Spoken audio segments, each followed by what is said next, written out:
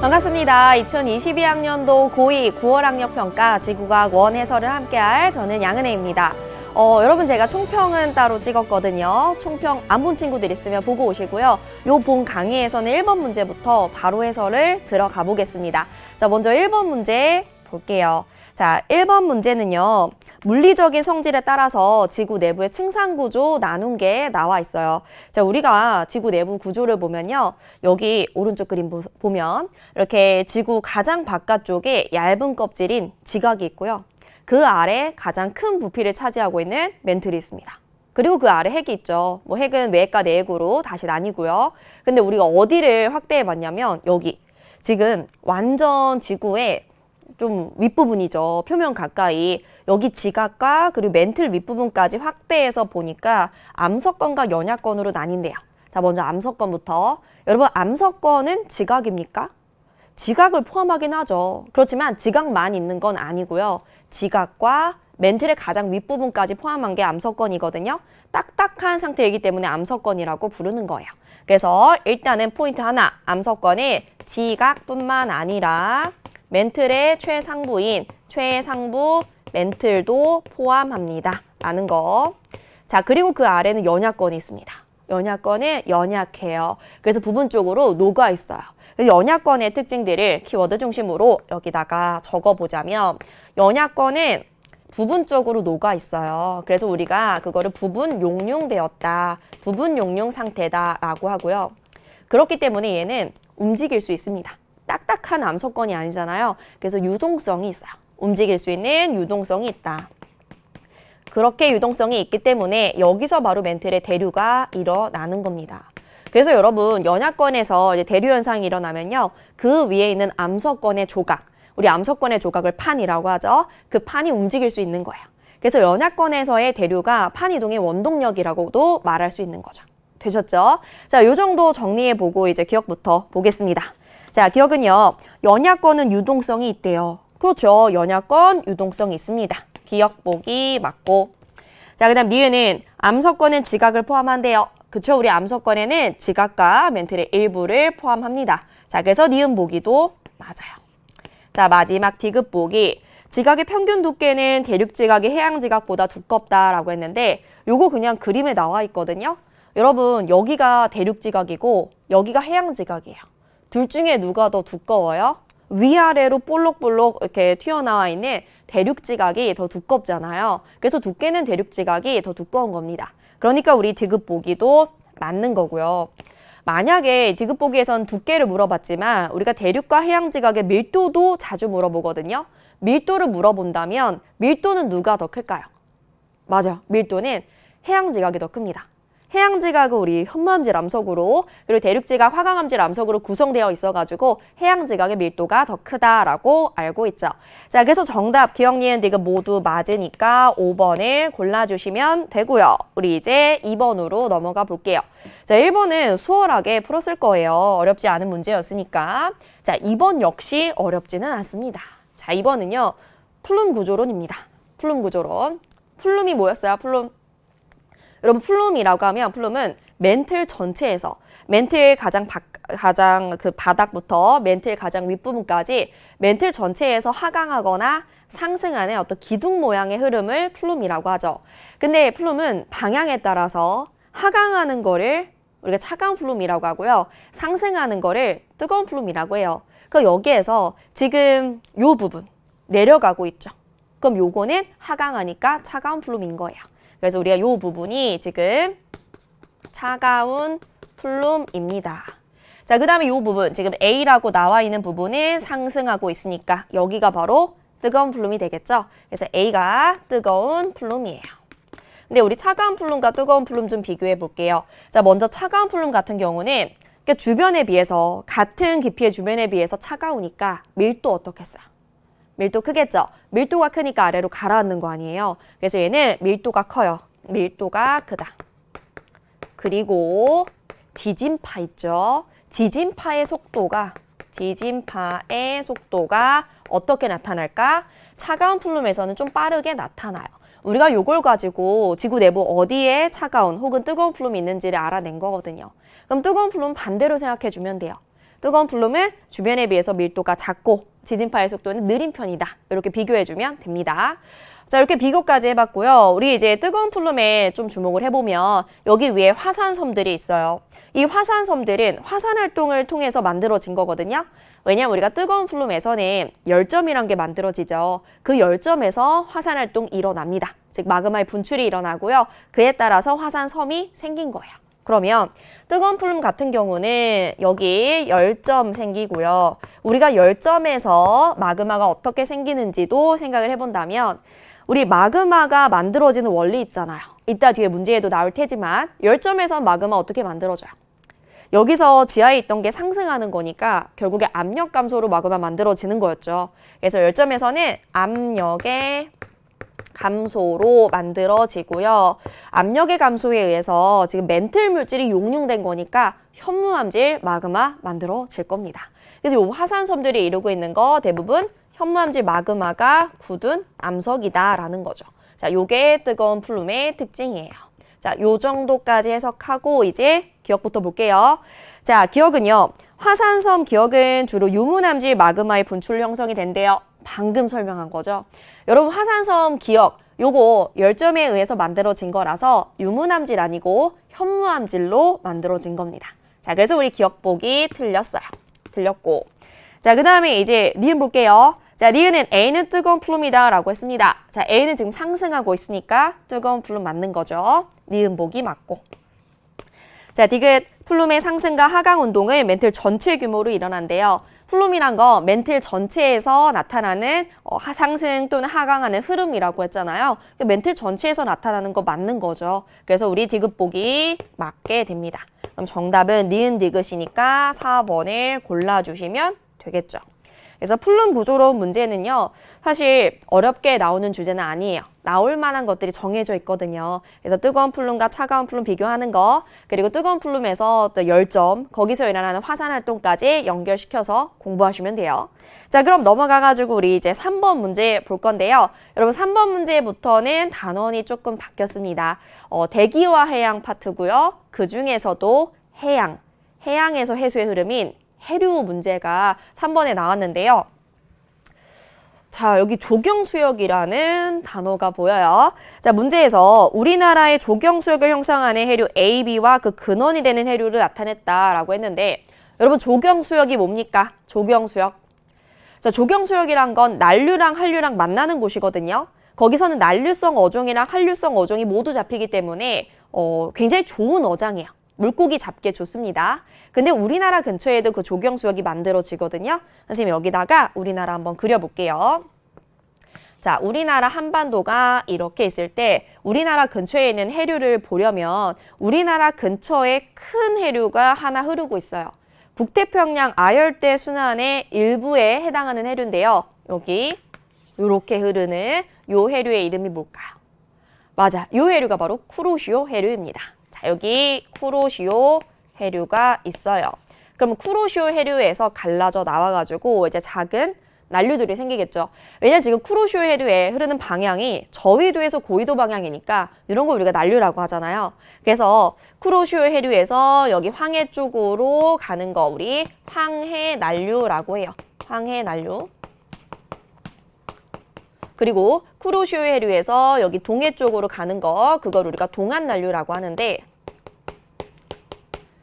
사실 이제 동안 난류는 쿠로시오 해류에서 갈라져 나온 쓰시마 난류라는 해류에서 또다시 갈라져 나온 작은 해류라고 생각하시면 되거든요. 그래서 여기 요렇게 가서 일본 쪽으로 흐르게 되는 요게 이제 쓰시마 난류인 거예요.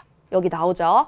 그래서 우리 일단은 A를 채울 수가 있는 게 쿠로시오 해류를 근원으로 해서 쓰시마 난류에서 갈라져 나온 A가 바로 동안 난류인 거예요. 그래서 우리는 동안 난류가 지금 A인 거고요. 자, 이제 한류도 보겠습니다. 일단 우리가 알고 있기로 한류는 북한 쪽에 있죠. 북한 쪽에서 이렇게 내려오는 거. 요거 북한 쪽에 있으니까 북한 한류라고 해요. 북한 한류. 근데 이 북한 한류의 근원이 그보다 위에 있는 한류인 연해주 한류라는 거죠. 요게 연해주 한류라고 생각하시면 돼요. 자, 그래서 북한 한류가 이제 B에 해당이 됩니다. B. 그런데 지금 여기 보면 난류랑 한류랑 만나고 있잖아요. 동한 난류랑 북한 한류랑 만나죠. 요게 바로 조경수역인 거거든요. 그러니까 여기에서 물고기가 잘 잡힌다고요. 자, 이렇게 우리가 A, B가 어떤 해류인지 알아냈고요. 그럼 요거 바탕으로 기억부터 확인해 볼게요. 자, 기억은 동한 난류는 A에 해당이 된대. 우리 A 뭔지 알아냈으니까 A가 동한 난류인 거 맞죠? 기억 보기 맞고. 자, 니은은요. 영양염류는 A가 B보다 많다라고 했는데 여러분 우리가 A와 B를 좀 비교해 볼게요. 자, 일단 A랑 B 중에 수온은 누가 더 높을까? 수온. 선생님 A가 난류니까 B가 한류니까 A가 더 높겠죠. 뭐 그렇게 생각할 수도 있지만 더 정확히는 얘는 아예 위도가 달라요. 우리 동한 난류가 이 북한 난류보다 좀 더 저위도 쪽에 있죠. 그래서 동한 난류의 수온이 더 높은 거거든요. 그럼 우리 수온을 한번 비교해 볼게요. 여기 아래다가 수온을 비교를 해보면 지금 A와 B 중에 A가 더 높은 거야. 그런데 수온이 A가 더 높다면 A가 뭐도 높냐면 염분도 높아요. 왜냐면 우리가 따뜻한 물에 염류들이 더 잘 녹겠죠. 그래서 염분 역시 A가 더 높습니다. 그런데 반대인 게 있어요. 뭐가 반대냐? 차가운 물에서 더 높은 값을 갖는 게 있거든요. 여러분 기체 있죠? 기체는 따뜻한 물에 잘 녹을까요? 찬물에 잘 녹을까요? 기체는 차가운 물에 더 잘 녹아요. 그래서 우리가 해수 속에 녹아있는 산소의 양 용존산소량이라고 하죠. 용존산소를 비교해보면 용존산소는 수온 낮은 B에서 더 높고요. 뿐만 아니라 영양염류는 이제 바닷물 속에 있는 염류라고 생각하면 되는데 플랑크톤의 양과 관련된 값이거든요. 그러니까 산소가 많은 곳에 생명체가 더 잘 살 수 있겠지. 그래서 영양염류는 높다. 이런 식으로 생각해도 돼요. 그래서 영양염류, 용존산소량 대소관계가 똑같아가지고 수온 낮은 B에서 더 높은 거예요. 자, 이렇게 우리가 A와 B를 비교해 놨다면 지금 니은 보기는 틀린 보기인 거죠. 반대로 비교를 했으니까 틀렸고. 자, 마지막 D급 보면 조경수역의 위치는 연중 일정하대. 자, 조경수역이 지금 여기다가 선생님이 그려놨지만 계속 요 위치는 아니거든요. 달라집니다. 만약 여름이야. 여름에는 난류가 더 강해지겠지. 여름에 난류가 더 강해지니까 조경수역이 살짝 위로 북상할 거고 겨울이야. 겨울은 추우니까 한류가 더 강해지겠죠. 한류가 강해지니까 조경수역의 위치가 살짝 아래쪽으로 남아야겠죠. 그래서 계절에 따라 그 위치는 오르락 내리락 좀 달라집니다. 그래서 우리가 조경수역의 위치 표시된 두 개의 그림 주고 하나는 여름, 하나는 겨울이라고 했을 때 누가 여름, 누가 겨울인지 찾는 것도 할 줄 알아야 되거든요. 자, 그래서 이따 D급 보기는 틀린 보기고요. 그럼 우리 기억만 맞기 때문에 정답은 1번으로 골라주시면 되겠죠. 자, 이거는 우리나라 주변 해류에 관한 문제였고요. 이제 우리 4번도 보겠습니다. 4번. 자, 4번은 악기상 문제예요. 악기상이란 게 좀 우리 인간에게 안 좋은 영향을 주는 기상현상 말하죠. 얼마 전에도 이제 장마가 있었는데 비가 아주 많이 왔어요. 그래서 비 때문에 피해를 입은 분들도 있었거든요. 그런 게 바로 악기상이에요. 비가 많이 오거나 눈이 많이 오거나 그런 게 바로 악기상에 해당하거든요. 지금 여기에는 일단 뇌우와 폭설이 나와 있어. 자, 뇌우는 뭘까? 여러분, 뇌우라는 건 천둥, 번개, 우박, 소나기 한꺼번에 오는 그런 게 바로 뇌우예요. 그리고 폭설이란 건 여기 사진에서도 알 수 있듯이 눈 많이 내린 게 폭설입니다. 그냥 한번 봐주시고. 그리고 나 자료는 우리 한반도에 지금 A와 B라는 지점이 이렇게 표시되어 있어요. 지금 이렇게만 봐서는 A와 B가 왜 표시된지는 모르겠습니다. 일단 우리 기억부터 읽으면서 볼게요. 자, 기억은요. 동그라미 기억. 그러니까 뇌우의 성숙 단계에서는 상승 기류와 하강 기류가 함께 나타난대. 자, 우리가 뇌우에서 꼭 알아야 되는 건 뇌우의 발생 단계입니다. 그거 한번 적어볼게요. 자, 뇌우 같은 경우는요. 맨 처음에 구름이 만들어져야 돼요. 뇌우가 생기려면 아주 두꺼운 정란운이 필요하거든요. 그래서 그 구름을 만들기 위해서 상승 기류가 필요합니다. 그 단계를 우리가 두꺼운 저군형 구름을 만드는 단계라고 해서 저군 단계라고 하고 그때는 구름을 만드느냐고 상승 기류가 있어요. 자, 그리고 그 다음 단계는 뇌우가 가장 성숙할 때야. 그래서 그 단계를 우리가 성숙 단계라고 하고요. 요 성숙 단계에서는 상승 기류뿐만 아니라 하강 기류도 나타나요. 그리고 이제 그 다음 단계에 내우가 점점 소멸됩니다. 약해지는 거죠. 그래서 그 다음 단계 우리가 소멸 단계라고 하고요. 이 소멸 단계에서는 하강 기류만 나타나요. 그래서 우린 요 세 단계의 순서와 각각의 상승이나 하강 기류가 어떻게 나타나는지 기억해야 되고, 이 중에 우리가 뇌우하면 떠오르는 천둥, 번개, 소나기 이런 게 피해가 가장 심한 단계는 당연히 성숙 단계겠죠. 그래서 요때 여러 피해들이 나타난다라는 거. 그러면 우리 기억에서 성숙 단계에서 상승과 하강 기류 함께 나타난다라고 했으니까 기억 보기는 맞게 되는 거죠. 자, 그 다음에 이제 니은. 자, 니은은 시베리아 기단이 황해를 지나면서 불안정해지면 니은이 발생할 수 있대. 니은이란 건 폭설인데, 자, 우리가 우리나라에서 폭설이 나타나는 원리가 뭐 다양하게 있겠죠. 여러 가지 케이스가 있을 텐데 그 중에 대표적인 게 바로 시베리아 기단의 변질이에요. 시베리아 기단의 변질. 여러분, 선생님이 시베리아 기단 한번 그려볼게요. 여기 우리 한반도 있으니까. 한반도에 물론 일부만 나오긴 했지만 이렇게 한반도가 있을 때 우리 한반도 기준으로 여기 북서쪽에 시베리아 기단 있잖아요. 그래서 여기다가 시베리아 기단이 이렇게 있다라고 그려볼게요. 시베리아 기단은 일단 북쪽에 있으니까 기온이 낮고요. 한랭하고. 그리고 여기 대륙 쪽에 있으니까 또 건조합니다. 한랭 건조하네요. 한랭 건조. 근데 겨울이 되면 이 시베리아 기단이 확장이 되는 겁니다. 즉 우리나라 쪽으로 오는 거거든요. 그럼 시베리아 기단이 이렇게 우리나라 쪽으로 오면서 자연스럽게 황해 바다를 지나게 되죠. 그 황해 바다를 지날 때 좀 더 저위도로 간 거니까 열이 공급되고요. 그리고 또 바다를 지난 거니까 수증기가 공급이 되거든요. 이렇게 열과 수증기가 공급돼가지고 시베리아 기단 아래쪽이 좀 불안정해지는 거예요. 그러면서 두꺼운 구름 생기고 바로 여기 서해안 지방에 폭설이 내리게 됩니다. 그래서 우리 니은은 지금 시베리아 기단의 변질로 인한 폭설을 잘 설명한 거예요. 그러니까 니은 보기는 맞는 거고요. 자, 그 다음에 이제 디귿 보면 니은, 즉 폭설은 A보다 B에서 자주 관측된다라고 했는데 요거 결국에 니은 보기랑 연결되는 거죠. 자, 우리 폭설은 주로 시베리아 기단의 변질로 만들어지니까 A와 B 중에 고르자면 A에서 자주 발생합니다. 그러니까 우리 디귿 보기는 틀린 거예요. 자, 그래서 디귿 보기 틀렸고 기억과 니은이 맞으니까 정답은 3번으로 골라주시면 되겠죠. 자, 악기상에 관한 요것도 어렵진 않은 문제였고요. 자, 이제 그 다음 문제인 5번 문제 보겠습니다. 자, 5번 문제는 판의 경계가 나와 있고요. 우리가 판의 경계를 그냥 세계 지도상에 표시된 거는 좀 익숙할 거예요. 근데 요거는 세계 지도이긴 한데 어떻게 나와 있는 거냐? 남극 대륙 주변이 나와 있는 거예요. 여기 남극 대륙이 있고 이쪽에서 이렇게 봤을 때의 상황인 거죠. 그러니까 여러분이 이 지도를 잘 보셔야 돼요. 여러분 일단은 요건 오스트레일리아 대륙이다. 그치? 오스트레일리아. 우리 알고 있는 호주. 그리고 요게 이제 남미 대륙이거든요. 그러면 이 오스트레일리아와 남미 대륙 사이에 있는 요 넓은 바다가 뭐예요? 여기가 바로 태평양이에요. 이렇게 우리 일단 바다부터 좀 파악을 해주시고, 자, 그 다음에 이 남미 대륙의 동쪽에 있는 좁은 바다, 요게 바로 대서양입니다. 그래서 여기가 태평양, 여기가 대서양이야. 자, 그러면 A부터 볼게요. 여러분 A는요, 지금 확대된 거 보니까 요게 바로 진앙 표시인데 요게 색깔에 따라 지금 진원 깊이를 나타냈어요. 좀 연한색. 요게 이제 천발 지진, 중발, 신발 지진까지 나타나요. 신발 지진이 나타난다는 건 요건 수렴형 경계야. 그리고 우리가 판의 경계를 그리자면 판의 경계에서 멀어질수록 진원 깊이가 깊어지니까 판의 경계는 빨간색으로 그릴게. 자, 요런 식으로 판의 경계가 있는 거지. 그리고 요거는 지금 무슨 경계라고? 신발 지진 있는 거 보니까 수렴형 경계예요. 수렴형 경계. 두 개의 판이 가까워지고 있는데요.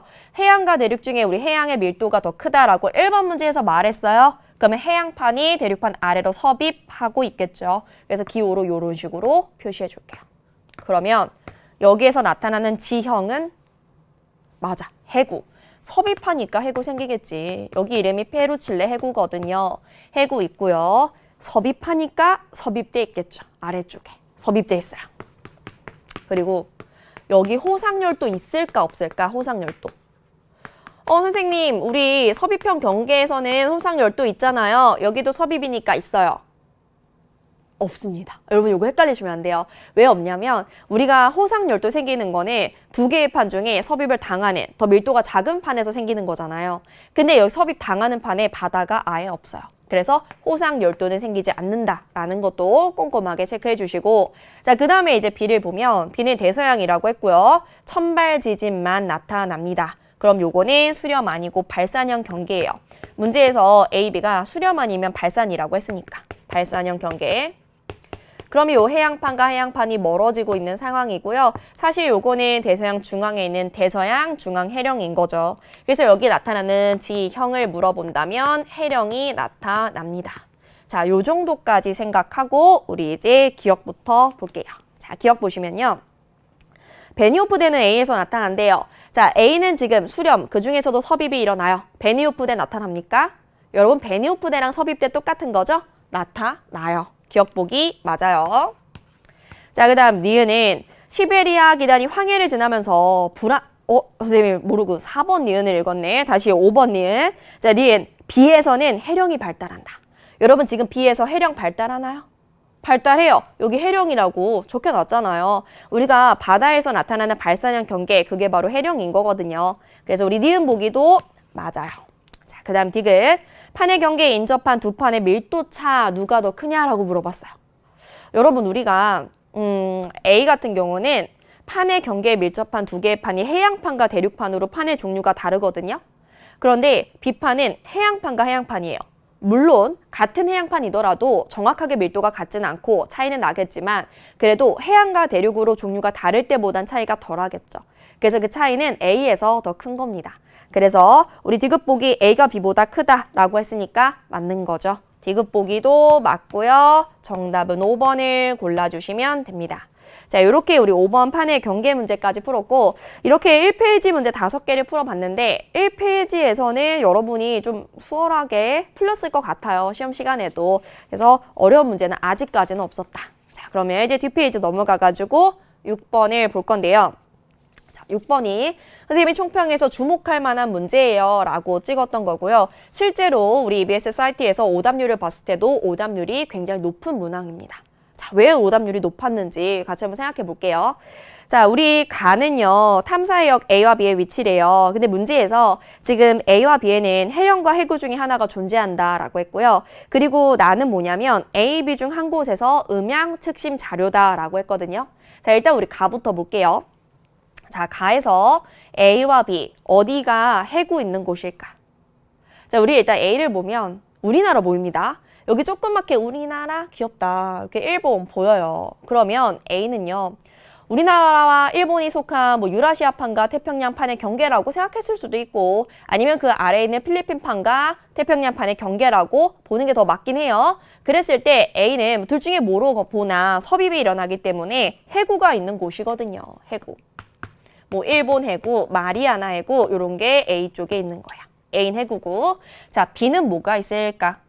지금 이 넓은 바다가 태평양이잖아. 태평양 동쪽에 여기가 바로 동태평양 해령이 있는 곳이죠. 여긴 해령이 있습니다. 자, 일단 A와 B 중에 뭐가 해구, 뭐가 해령인지를 알았고 이제 나를 볼 건데 이게 음양 측심 자료래요. 여러분 음양 측심법이 뭡니까? 탐사선에서 음파를 띡 보내가지고 걔가 돌아오는 시간을 측정해가지고 수심 구해내는 게 그게 바로 음양 측심법이죠. 거기서 우리가 수심을 어떻게 구하냐면 예를 들어 뭐 수심을 D라고 해볼까요? D라고 한다면 그 수심은 음파의 속력 V 곱하기 걸린 시간 T 요거를 맞아 2로 나눠줘요. 왜 2로 나누냐면 이 시간이 왕복 시간이기 때문에 2로 나눠야지 수심이 나오는 거야. 그렇게 해가지고 이 자료를 만든 겁니다. 근데 요거는 만약에 시간으로 나왔다면 우리가 시간과 수심의 관계를 좀 생각해줘야 되는데 뭐 어렵진 않지만 이건 더 쉬운 게 그냥 바로 수심으로 나와버렸어요. 그래서 그냥 요 자체를 약간 해저 지형이라고 봐줘도 돼요. 근데 여러분 지금 나를 보니까 딱 이 탐사 지점 6에 점선으로 표시가 되어 있는데 여기 유독 수심이 깊거든요. 수심이 이렇게 깊어요. 바닷속에 좁고 긴 틈이에요. 요게 바로 해구예요. 요거 해구입니다. 근데 선생님 생각에는 왠지 이렇게 생각한 친구들도 있을 것 같아. 우리가 보통 이제 해령을 그릴 때 해령을 이렇게 그리거든요. 해령을 이런 식으로 그려요. 해령이 수심이 얕긴 해요. 이렇게 올라와 있잖아요. 이렇게 수면이 있을 때 수심이 얕은데 여기 움푹 들어가 열곡이 있다는 걸 알아가지고 이렇게 높았다 낮았다가 높았다가 이거랑 똑같네. 이거 해령 아니야? 라고 생각한 친구도 있을까? 있을 수도 있을 것 같아요. 근데 여러분, 이 해령과 열곡에서의 그 수심의 차이는요, 이 정도로 크게 나지는 않거든요. 그래서 이걸 보고는 우리가 수심이 유독 깊네, 해구네 라고 생각해 주는 게 더 맞습니다. 그래서 해구이고요. 해구니까 A랑 B 중에는 A에 해당이 되겠죠. 자, 그럼 이제 우리 기억부터 볼게요. 자, 기억은요. 나는 B에서 측정한 자료래요. 여러분, 나는요, A에서 측정한 거니까 우리 기억 틀렸고요. 자, 이제 니은. 니은은 나의 탐사 지점 6에서 초음파의 왕복 시간이 10초냐 이렇게 물어봤거든요. 구하면 되죠. 자, 우리 왕복 시간이니까 결국에 t를 구하라고 하는 거네요. 자, 우리 6에서 수심이 7.5km입니다. 그랬을 때 우리 t 값을 구해볼게요. 자, 구해보면 t는 2 곱하기 수심이 되겠죠. 2 곱하기 수심 우리 미터 단위로 바꿔주면 7,500m가 됩니다. 요걸 음파의 속력 문제에 1,500m/s라고 알려줬죠. 요거 1,500으로 나눠주면요. 약분하면 5 아닙니까? 5, 2, 10이 되겠죠. 10초 맞네. 구해보니까 니은복이 맞고요. 자, 이제 디귿 볼게요. A에서 해양 지각의 연령은 판의 경계를 기준으로 대칭적이래요. 자, 우리가 판의 경계를 기준으로 연령이 점점 많아지는 대칭적으로 분포하는 거는 해령이죠. 그러니까 A가 아니고 B라고 해야겠죠. 그래서 우리 디귿 보기가 틀렸습니다. 그럼 정답은 우리 니은만 맞으니까 1번을 골라주시면 되겠죠. 선생님이 6번 문제는 총평에서도 말했지만 이거는 정말 자주 나왔던 주제예요. 빈출 유형입니다. 그래서 만약에 이 음양 측심으로 해령과 해구를 찾아내는 거 몰랐다면 이 문제를 통해서 꼭 정리해 두셔야 됩니다. 그리고 음양측시법에서는 어렵진 않지만 간단하게나마 이런 식을 이용한 계산도 물어볼 수 있다라는 거 봐주세요. 자, 그러면 넘어가서 이제 7번 문제 볼 건데요. 7번 문제도 오답률 3이더라고. 이것도 오답률이 높더라고요. 이거 왠지 기억 보기 때문에 높은 것 같거든요. 왜냐면 일단 문제풀이 한 다음에 설명을 해볼게요. 이게 이제 용존기체에 관한 건데 우리가 용존기체를 어디서 배웠냐면 해수의 성질을 할 때 해수의 수온 배우고 뭐 염분 배우고 밀도 배우고 용존기체까지 배웠어요. 용존기체라는 거 바닷물 속에 녹아있는 기체의 양, 그걸로 우리는 용존 산소와 용존 이산화탄소 이렇게 배웠을 거거든요. 근데 여기 나와 있는 A, B 중에 하나가 산소, 하나가 이산화탄소예요. 그거부터 찾아볼게요. 자, 먼저 A 보세요. A. 자, A는 얕을 때 높았어. 표층에서 높은 값을 갖다가 좀 깊어지니까 감소했다가 다시 심층에서 증가했어요. 반면에 B는 얕을 때 되게 낮았어요. 그러면 A는 얕을 때 높고 B는 얕을 때 낮대. 그러면 우리가 요거를 통해서 A가 산소고 B가 이산화탄소라는 거 알 수 있어요. 왜 알 수 있냐면 얕은 곳에서는요. 여러분 이게 뭘까요? 선입니다. 태양이에요. 얕은 곳엔 태양빛이 들어와요. 그럼 이 태양빛과 이산화탄소를 가지고 산소를 만드는 뭐가 일어나? 맞아. 광합성이 일어나는 거야. 광합성. 이렇게 광합성이 일어나면 광합성의 결과로 안 그래도 대기랑 맞닿아 있어서 산소 많이 녹아들 텐데 광합성을 통해 산소가 더 증가하게 되는 거죠. 근데 반면에 이산화탄소는 광합성으로 쓰이니까 좀 낮게 나온 거죠. 되셨죠?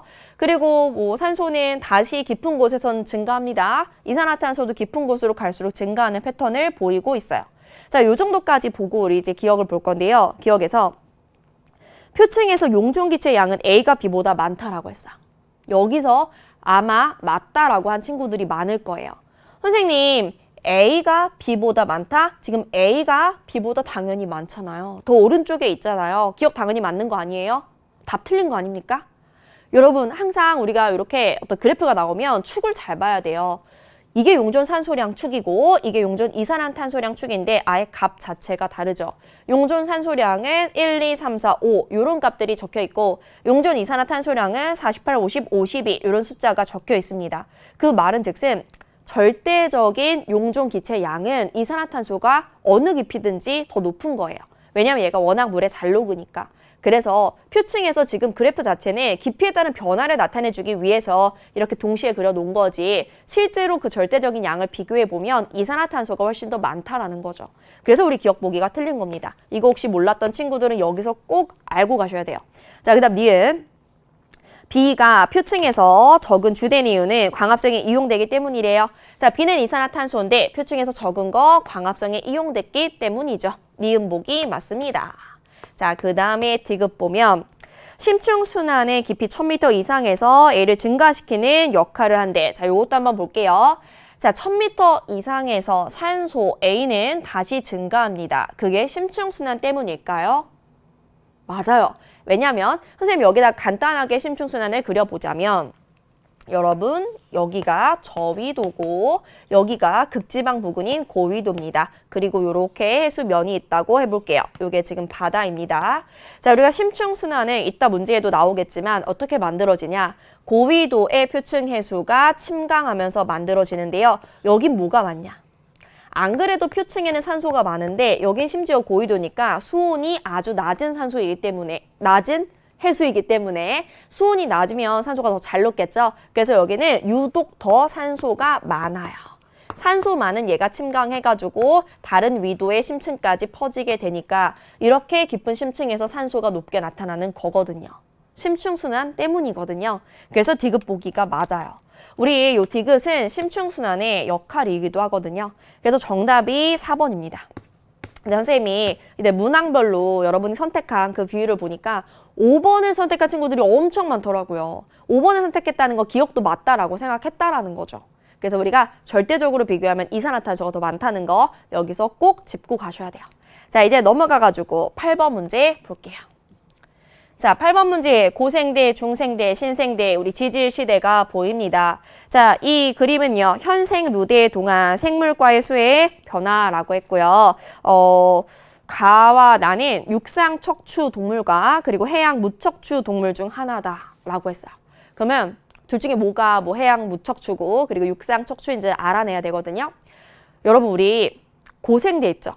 고생대는 기가 총 6개야. 기가 되게 많아요. 여기서 한번 적어볼게요. 고생대. 고생대 선생님이 이렇게 외우거든. 캄캄한데 어두운데 캄캄한데 오실 때 어떤 사람이 걸어오시는 거야. 그때 까맣게 보이겠지? 모두 얼굴도 마치 석탄처럼. 그래서 석탄 페이스, 석패 이렇게 외우는 거예요. 카모실 때 석패. 이게 고생대의 6개의 기거든요. 자, 요때의 특징을 좀 그냥 핵심만 우리 써보자면 캄브리아기는 삼엽충의 시대라고 합니다. 물론 그 이후에도 삼엽충은 있었겠죠. 고생대에. 그렇지만 유독 이때 삼엽충 번성해서 삼엽충의 시대라고 하고요. 오르도비스기는 필석의 시대라고 해요. 그리고 우리가 오르도비스기의 특징이 하나 더 있는데 이때 최초로 뭐가 등장할까? 최초로 척추동물이 출현을 해요. 최초의 척추동물이. 최초의 척추동물이 뭘까? 그게 바로 어류인 거야. 최초의 척추동물인 어류가 이때 출현을 합니다. 자, 그리고 실루리학이 너무 중요해요. 여러분 실루리학에 뭐가 만들어지냐면 이제 좀 육지도 안전해진달까? 이때 바로 오존층이 만들어져요. 오존층. 자, 우리 오존층이 만들어지면서 이제 태양으로부터 오는 자외선이 차단이 되고요. 육지도 안전해져가지고 육상 생물이 출현하는데 육상 처음 출현한 거는 식물이겠어, 동물이겠어? 식물이 먼저 출현했겠죠. 육상 식물이 출현한 거예요. 일단 우리 여기까지 쓰고 볼게요. 자, 여러분 우리가 오르도비스기의 최초의 척추 동물이 출현했다라는 거는 그 이전에 나왔던 애들은 다 무척추라는 거죠. 그쵸? 그래서 무척추 해양 생물이라고 하면 이 삼엽충과 필석이 대표적입니다. 그래서 이 삼엽충과 필석이 해양 무척추 동물인 거예요. 여기서 써볼게요. 얘네가 해양 무척추. 그러면 해양 무척추 동물은요. 고생대 초부터 있던 거네요. 그래서 가랑 나중에 지금 여기 그래프를 보면 가랑 나중에 지금 고생대의 초기부터 있었던 가가 해양 무척추인 거죠. 이게 해양 무척추. 무척추. 그리고 나는 지금 고생대의 어느 시기부터 출현했거든요. 보세요. 우리 나는 뭐 자연스럽게 얘가 이제 육상 척추 동물이겠죠. 그럼 보세요. 얘는 일단 척추 동물이니까 이 척추 동물 최초로 출현한 이유겠지. 그러면서 육상이라고 했으니까 육상 식물이 출현한 이유겠죠. 육상 동물이니까. 그러면 얘가 고생대 초부터 없었다라는 건 확실하죠. 그러니까 여기 없었던 거예요. 됐죠? 자, 이렇게 짝지어 놓고 이제 우리 기억부터 볼게요. 자, 기억. 가는 해양 무척추 동물이래요. 자, 우리 가가 해양 무척추인 거 맞죠? 자, 그 다음에 니은 보겠습니다. 자, 니은이 나의 출현 시기는 오존층 생성 이후래요. 여러분 지금 나는 얘 육상이니까 오존층이 만들어져야 육지가 안전해가지고 얘가 출현할 수 있는 거죠. 자, 그래서 니은 보기 역시 맞습니다. 자, 마지막 디귿. 판게아는 A시기에 형성되었다. 자, 우리 판게아가 언제 형성되었는지는 꼭 기억해야 돼요. 너무 중요한 사건이잖아. 자, 판게아 언제 만들어졌어요? 고생대 말에 만들어졌어요. 고생대 말에 판게아가 형성되면서 그때 대멸종이 일어났잖아요. 근데 A시기는 언젠가 하고 보니까 중생대와 신생대의 경계거든요. 이때 판게아 형성 아닙니다. 자, 그래서 우리 디귿 보기는 당연히 틀리고 정답 기억과 니은이니까 정답은 3번을 골라주시면 됩니다. 자, 이제 다음 문제인 9번. 두둥. 자, 9번을 선생님이 주목할 만한 문제로 넣진 않았거든요. 근데 놀랍게도 9번 문제가 오답률 1위예요. 오답률이 엄청 높더라고요. 왜 높을까? 선생님이 분석을 해보니까 요거 약간 여러분이 문제를 꼼꼼히 안 봐가지고 오답률이 높은 것 같거든요. 같이 풀어볼게요. 왜냐면 여기 주어진 자료도 그렇게 뭐 복잡한 자료가 아니잖아요. 지금 이거는 화석을 가나 기준에 따라 분류를 한 건데요. 자, 가는 육지에 살았던 생물의 화석이래요. 그래서 가라는 벤 다이어그램 안에 공룡과 고사리 화석이 있어요. 그치, 공룡 육지에 살았었지. 중생대의 표준 화석이기도 하고. 고사리, 그치, 육지에 살았었지. 얘 따뜻하고 습한 육지에 사는 환경을 알려주는 시상 화석이잖아요. 그쵸? 자, 근데 나를 보세요.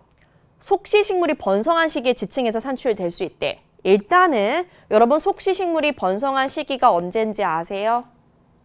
맞아요. 신생대예요. 혹시 모른다면 여러분 이렇게 정리해 두세요. 자, 우리는 고생대, 중생대, 신생대에 번성했던 동물과 식물의 종류를 간단하게 적어보자면 동물, 식물 적어볼게. 자, 고생대 같은 경우는 우리 일단 척추 동물만 적을게요. 물론 삼엽충과 같은 무척추 동물도 번성했지만 척추 동물 같은 경우는 고생대에 어류와 양서류가 번성했고요. 중생대에 파충류 번성했고요. 그리고 신생대에 포유류 번성했습니다. 그래서 우리는 양파포 이렇게 외우는 거예요. 순서가 양파포, 양파포. 자, 그 다음에 이제 식물을 보면요. 번성했던 식물은 양치 있죠. 우리 치카푸카 양치. 양치할 때는 겉과 속을 열심히 해야 돼요. 그래서 식물은 고생대가 양치 식물, 양치는 겉과 속을 다 해야 돼요. 그래서 중생대가 거시식물, 신생대가 속시식물이 번성했습니다. 그런데 선생님이 여기다가 지금 적은 거는 번성했을 때예요. 근데 우리 번성과 출현은 다르거든요. 번성은 걔가 활발하게 살았던 시기고 출현이란 건 최초로 등장한 걸 말하죠. 근데 어류, 양서류, 양치식물 같은 경우는 실제로 출현도 고생대에 있고 번성도 고생대에 하는데 지금 중생대부터 보면 중생대의 파충류 그리고 거시식물은 번성은 중생대에 하지만 출현은 한 단계 앞선 시기인 고생대에 했습니다. 마찬가지로 신생대에 번성했던 포유류나 속시식물도 번성은 신생대에 했지만 출현은 한 단계 앞선 중생대에 했다. 이렇게 꼭 알아두셔야 돼요. 그러면 속시식물이 출현한 시기라고 하면 중생대겠지만 번성한 시기라고 했으니까 요건 신생대인 거야. 신생대. 그럼 봅시다. 우리 여기 A에 들어갈 게 뭔지 한번 생각을 해봐야 돼. A에 들어갈 녀석은 일단 나를 만족해야 되니까 신생대 지층에서 산출이 되어야 돼. 뭐 굳이 신생대 표준 화석일 필요는 없지. 신생대에 살았던 애면 되는 거야. 신생대만 살았던 애가 아니더라도. 그리고 하나 더. 지금 A는요. 가에는 속하지 않는다라는 건 뭐냐면 육지에 살던 애는 아닌 거예요. 얘는 육지에 살던 애는 아닙니다. 라고 해놓고 우리 기억부터 볼게요. 자, 기억. 동그라미 기억은 신생대 맞습니다. 기억 보기 맞고요. 자, 대망의 니은 보면 자, 니은의 매머드 화석은 A에 해당한다. 선생님 생각에는 여러분이 니은을 풀 때 매머드 신생대의 표준 화석인데 이거 속시식물 번성은 나 신생대 알지. 그러니까 A에 매머드 들어갈 수 있어. 니은 맞아. 라고 한 친구들이 많은 것 같아요. 근데 여러분 매머드는 육지에 살기 때문에 여기에 들어갈 수 없다라고요. 육지에도 사니까 뭐 들어간다면 요 교집합에 들어가겠죠. 그래서 니은 보기가 틀린 거고요. 자, 디귿은 가의 두 화석은 지층의 생성 시기를 알려주는 표준 화석이냐라는 거죠. 아니죠. 고사리는 표준화서가 아닙니다. 그래서 디귿 틀려가지고 정답이 1번인 거예요. 근데 보니까 3번을 고른 학생이 너무 많아. 근데 3번이 뭐냐면 기억과 니은이거든요. 그러니까 니은에서 여러분이 맞다고 판단했다는 거죠. 근데 요거는 틀린 걸 알게 되고 좀 어이없었을 것 같아요. 그래서 아마 뭐 실수로 틀린 친구들이 많은 거 아닌가 싶습니다. 자, 그 다음 문제를 이제 10번 문제 약간 우리 쉬어가는 타임 요 낱말 퀴즈 맞추면서 약간 좀 이건 쉬운 문제거든요. 볼게요. 자, 먼저 가로 열쇠 1번. 단층면을 경계로 지층이 수평 방향으로 이동해서 만들어진 단층이래. 자, 우리 단층에서 정단층, 역단층 이런 거는 상반, 하반이 있고 위아래로 이동하겠지만 요거는 수평 방향으로 이동한다라고 했기 때문에 그리고 글자 수도 기네요. 6글자네. 이게 바로 주향 이동 단층이죠. 그래서 우리 1번에 이렇게 써놓는 거야. 주, 향, 이동, 단층. 자, 그리고 세로 1번. 암석 내에 틈이나 균열이 생기는 걸 우리가 전리라고 하죠. 그렇게 만들어진 기둥 모양이라고 했으니까 기둥 모양, 주상 전리가 되겠죠. 우리 제주도 가면 볼 수 있는 주상 전리. 주상 전리. 자, 그 다음에 2번. 입자의 크기가 한 지층 내에서 위로 갈수록 점점 작아지는 퇴적 구조. 위로 갈수록 점점 작아지는 거 점이층리라고 하죠. 그래서 여기 2번에 점이 층리라고 적고요. 자, 마지막 3번에는 층리면이 비스듬히 기울어지거나 엇갈려 나타난다. 아, 요게 바로 사층리가 되겠죠. 요게 사층리입니다. 사층리. 네, 여러분 우리 방금 했던 2번이랑 3번에 점이층리와 사층리가 퇴적 구조잖아요. 우리가 퇴적 구조로 점이층리, 사층리 뿐만 아니라 추가로 배웠던 게 맞아요. 건열이나 연은 있었죠. 얘네들을 가지고 우리는 그 퇴적 당시에 뭐를 알 수 있다? 환경을 알 수 있고 하나 더. 얘가 뒤집혔는지 아닌지 역전의 여부도 알 수 있었죠. 그래서 얘는 환경과 역전의 여부를 알 수 있는 퇴적 구조입니다. 이렇게 적어두고 우리 기억부터 볼게요. 자, 기억. 세로 열쇠 1은 압력 감소에 의해 생성이 된대요. 주상전리 말하는 거죠. 여러분 주상전리는 화산암에서 나타나는 전리입니다. 어떻게 만들어진 거냐면요. 용암이 분출해가지고 걔가 굉장히 빠르게 굳으면서 수축에 의해서 만들어진 거거든요. 압력 감소에 의해서 만들어진 전리는 따로 있죠. 어떤 전리겠어요? 심성암에서 만들어지는 판상전리인 거죠. 우리 지하에 있던 심성암이 융기하면서 압력이 감소돼서 판상전리 생긴 거잖아요. 그래서 우리 주상전리랑 판상전리 생성 원리 비교하는 거 많이 했었죠. 그래서 우리 기억 보기는 틀린 보기고요. 자, 그 다음 니은. 세로 열쇠 3을 통해 퇴적 당시 퇴적물의 공급 방향을 알 수 있대. 세로 열쇠 3이 사층리거든. 우리가 사층리라는 건 어떤 환경에서 만들어지냐면 일단은 생긴 모양이 이렇게 생겼어요. 대략 그려보자면 이런 식으로. 비스듬하죠? 이렇게 생긴 거예요. 근데 요거는 흐름이 있을 때 그게 뭐 물의 흐름이든 아니면 바람이든 어떤 흐름이 있을 때 만들어지고 그래서 우리가 요걸 보면 역전 여부나 환경뿐만 아니라 과거의 그 흐름의 방향도 알 수 있거든요. 어떻게 하냐? 손바닥을 이용하세요. 우리 여기 이게 손바닥이라고 하면 지금 요렇게 손바닥을 밀고 있는 거죠. 손바닥이 미는 쪽. 요 방향으로 퇴적물의 공급, 즉 흐름이 있었던 거예요. 그래서 알 수 있고 알아내는 방법까지 우리는 알고 있습니다. 자, 디귿. 낱말 퀴즈 정답은 모두 역전 여부를 판단할 수 있다라고 했는데 이 중에 역전 여부를 판단할 수 있는 거는 점이층리와 사층리 뿐이죠. 그래서 모두 역전을 판단하는데 이용할 수 있는 건 아니죠. 그러니까 우리 디귿 보기는 틀린 거고요. 그럼 정답 우리 니은만 맞으니까 2번 골라주면 되겠죠. 정답은 2번입니다. 잠깐 쉬어가는 쉬운 문제였고요. 자, 이제 우리 11번 보겠습니다. 자, 11번 선생님이 주목할 만한 문제야 라고 뽑았던 문제고요. 단면도를 해석하는 건데요. 선생님, 이거 너무 간단해 보이는데? 근데 시험장에서 열심히 풀어봤던 친구들은 알 거야. 처음부터 바로 해석은 안 됐을 수도 있거든요. 즉 문제에서요. A와 C는 퇴적암이고 B는 화성암이라고 했어요.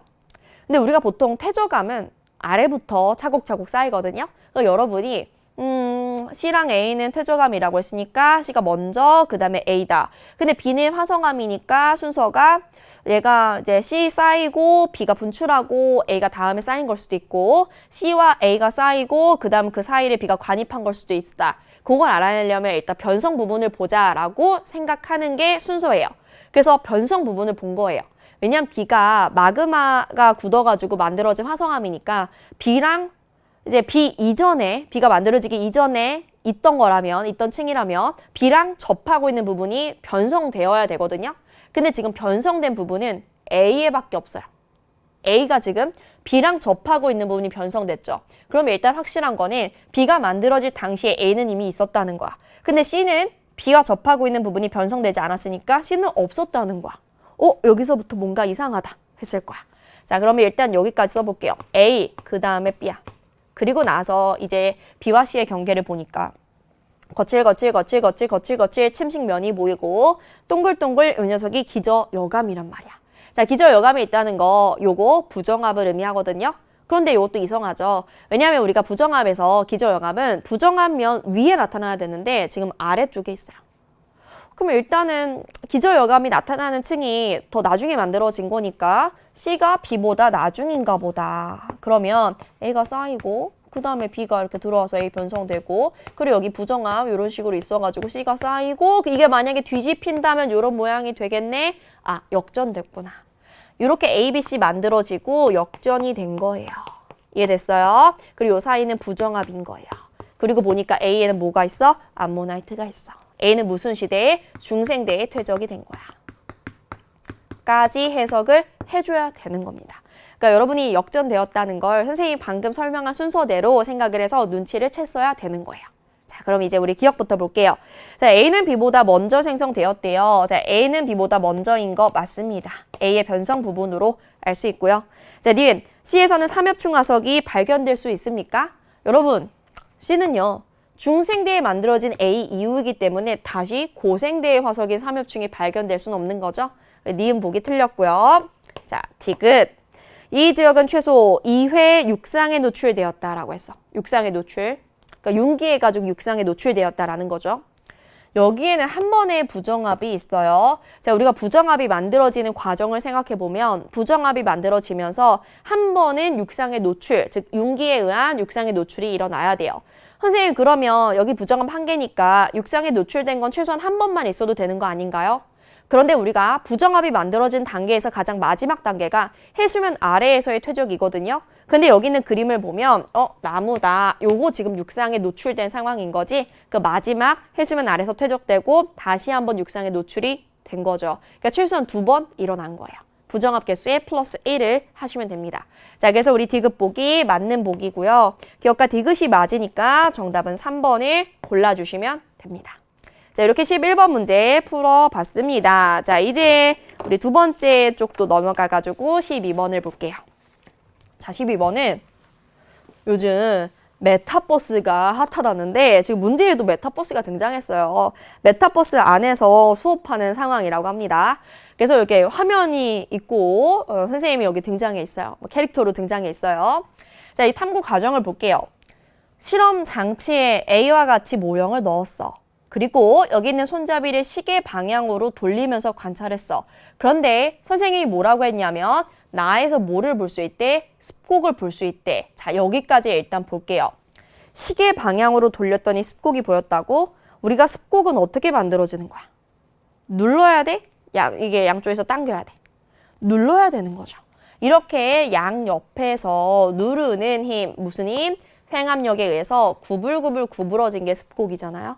그러면 지금 우리 나 단계에서 시계 방향으로 돌렸다라고 했는데 우리 여기 옆에다 써볼까요? 위에 써볼까? 시계 방향의 경우는 지금 습곡을 만드는 거기 때문에 우리 횡압력에 해당하는 힘이라고 해석할 수 있는 거예요. 됐죠? 자, 그 다음에 이제 다 B와 같이 단측면이 포함된 지층 모형을 넣었지.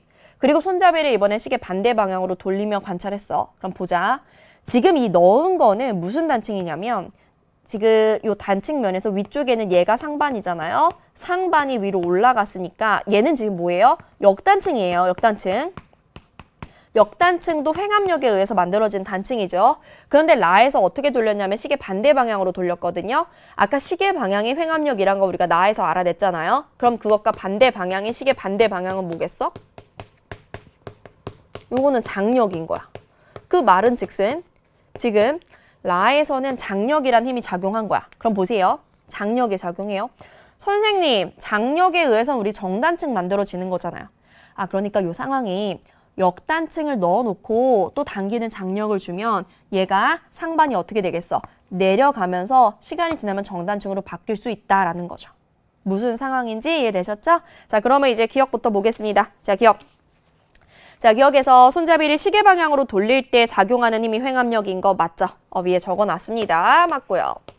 자, 니은 나에서 만들어지는 지질 구조는 히말라야 산맥에서 관찰할 수 있대. 자, 나에서 만들어지는 거 습곡인데요. 우리 히말라야 산맥은 대륙판 부딪혀가지고 충돌에 의해서 만들어진 거죠. 거기에 횡압력에 의해서 습곡 충분히 만들어지겠죠. 그래서 관찰될 수 있습니다. 니은 보기 맞아요. 자, 디귿. 라에서 상반은 단측면을 따라 아래로 내려갈 거래. 자, 우리 디귿 보기에서 이거 역단층이니까 아니야 라고 생각하면 안 돼요. 라에서 시계 반대 방향으로 돌렸으니까 장력이 작용해서 상반 지금 아래로 내려갈 겁니다. 그러니까 우리 디귿 보기도 맞는 보기고요. 정답은 모두 맞으니까 5번을 골라주시면 되는 거예요. 됐죠? 자, 그 다음 문제인 13번도 보니까 이것도 컴퓨터로 온라인 수업을 하는 상황입니다. 자, 여기 왼쪽 그림에 지하의 온도 분포, 그리고 깊이에 따른 암석의 용융 곡선 이렇게 나와 있어요. 우리 좀 익숙한 그림이죠. 뭐 지하의 온도 분포는 깊이에 따라 온도가 증가하는 형태로 나와 있고요.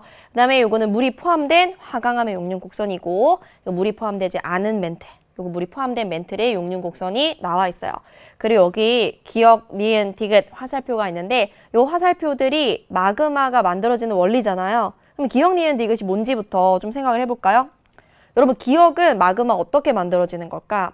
원래 지하의 온도가 요 정도여야 되는데 이만큼 높아져가지고 용융될 수 있었던 거죠. 그래서 우리 기억은 여기 옆에 적어볼게요. 기억은 온도의 상승으로 마그마가 만들어지는 거고요. 지금 화강암의 용융 곡선에서 만들어진 거니까 화강암이 녹은 화강암질 또는 똑같은 말로 유문암질 마그마라고 하죠. 그래서 여기에서는 온도 상승으로 유문암질 마그마가 만들어진 거야.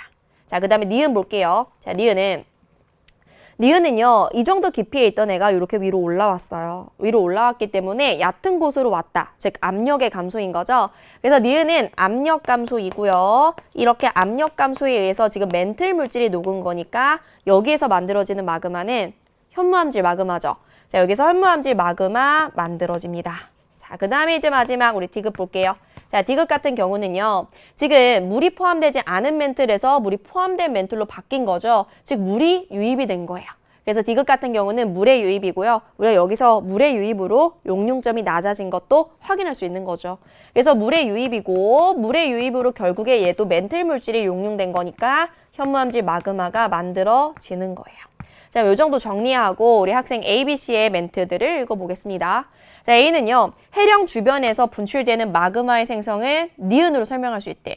여러분, 해령은 멘틀 대류의 상승부죠. 지하에 있던 물질이 위로 올라오는 상승하는 곳이기 때문에 얘 니은의 압력 감소로 설명할 수 있어요.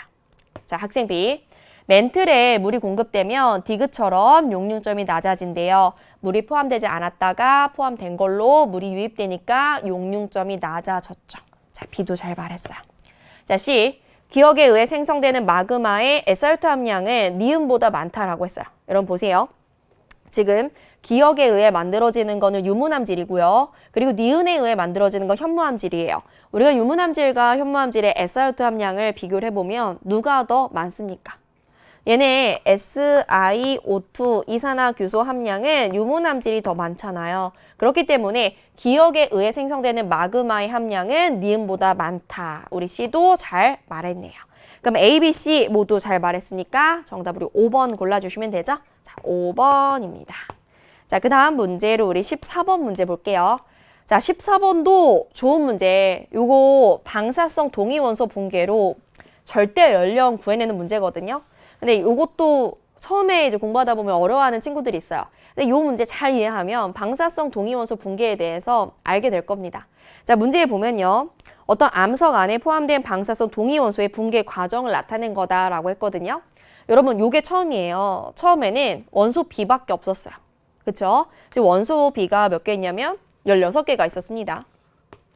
근데 1억 년이 지났어. 즉 시간이 흘렀더니 원소 B는 줄어들고 원소 A가 생겼어요. 그러면 B가 A로 바뀌었다는 거죠. B가 A로 바뀌었다? 그럼 B가 무슨 원소? 얘가 바로 모원소가 될 거고요. 이 모원소가 A로 바뀌었으니까 A가 자원소가 될 겁니다. A가 자원소예요. 그런데 보세요. 지금 모원소 몇 개가 자원소로 바뀌었는지 보니까 하나, 둘, 셋, 넷, 다섯, 여섯, 일곱, 8개가 바뀌었어.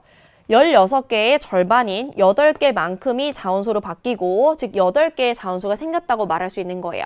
그러면 모원소가 원래 16에서 8로 절반이 된 거죠.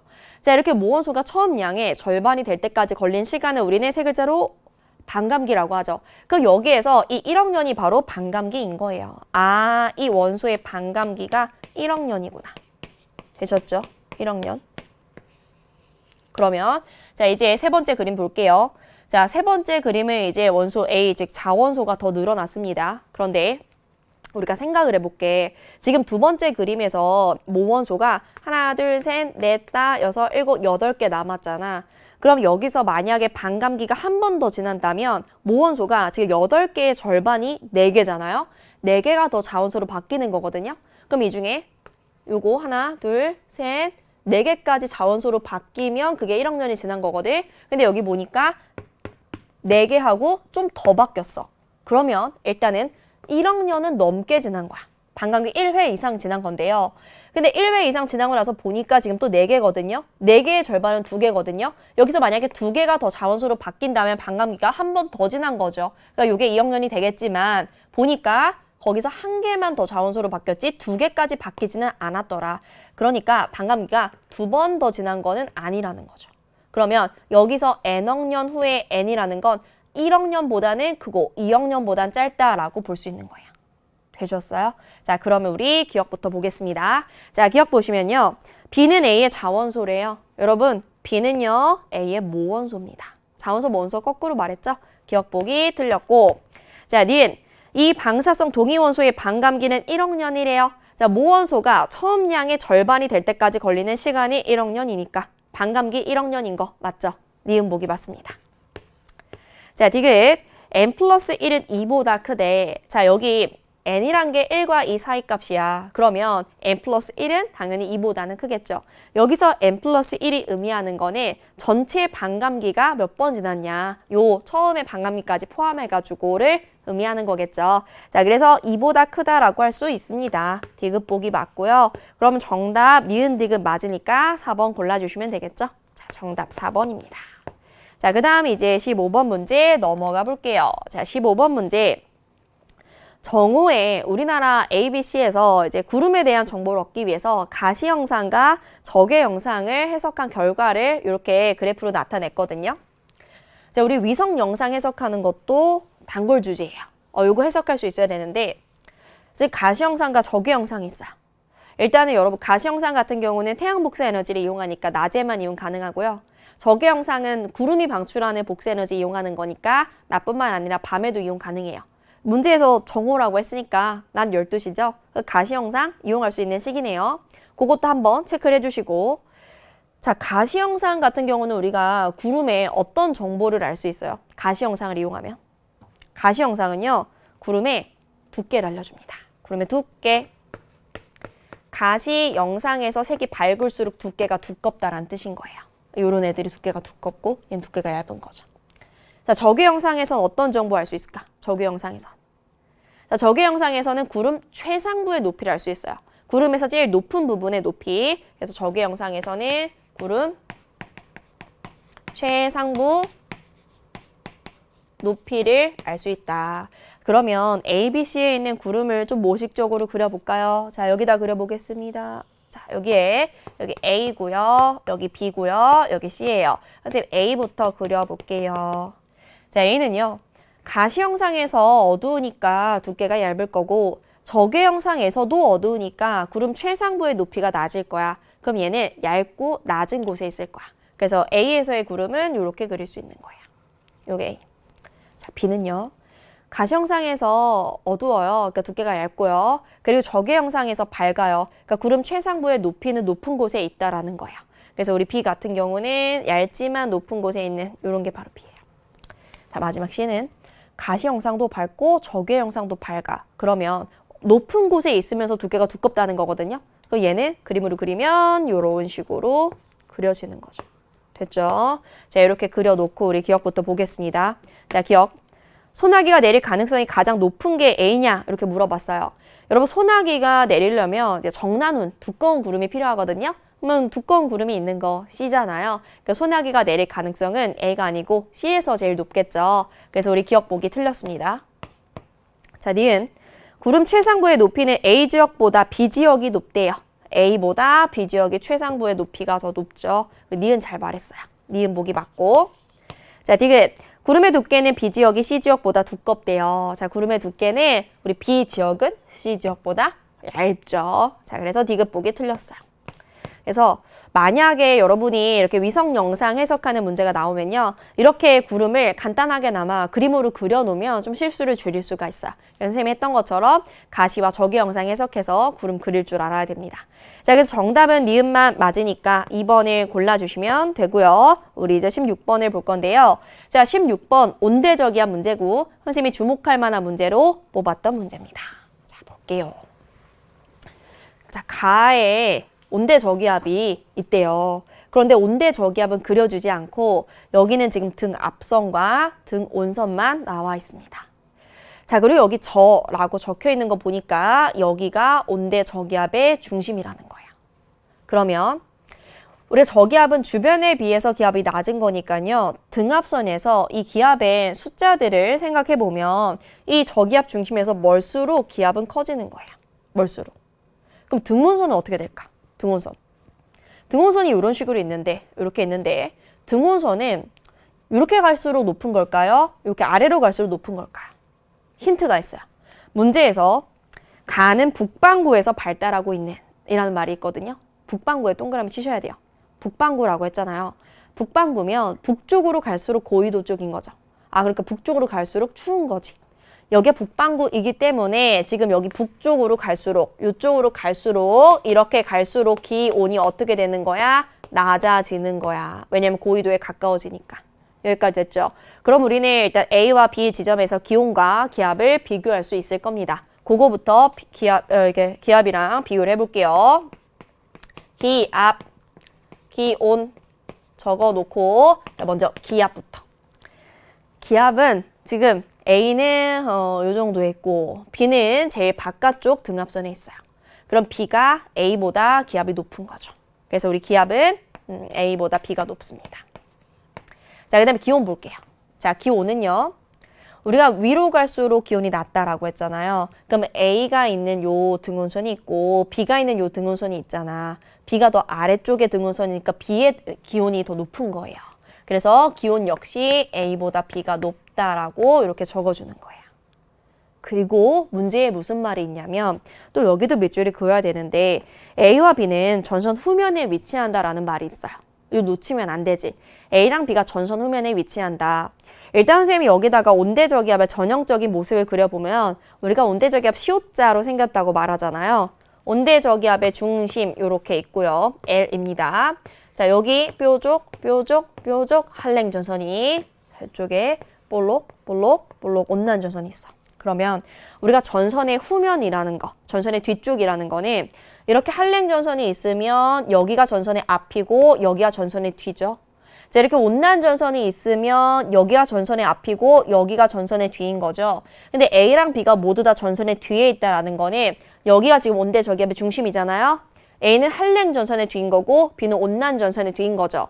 그래서 내가 온대저기압을 그려보면 A가 한랭전선의 뒤려면 대략 이런 식으로 한랭전선을, B가 온난전선의 뒤려면 온난전선 이렇게 그리면 안 된다는 거지. 이렇게 그려가지고 B를 뒤에 놔야 된다는 거죠.